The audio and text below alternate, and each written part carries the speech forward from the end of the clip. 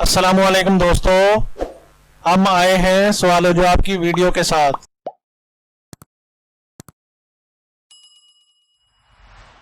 سوال نمبر 1، کیا آپ بتا سکتے ہیں کہ نام محمد قرآن مجید میں کتنی مرتبہ آیا ہے؟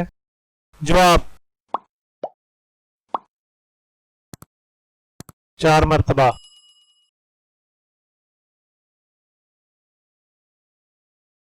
سوال نمبر 2، پیارے پیغمبر جناب محمد صلی اللہ علیہ وسلم کے دادا کا نام کیا ہے؟ جواب آپ صلی اللہ علیہ وسلم کے دادا کا نام عبد المطلب ہے۔ سوال نمبر 3، پیارے پیغمبر جناب محمد صلی اللہ علیہ وسلم کہاں پیدا ہوئے؟ جواب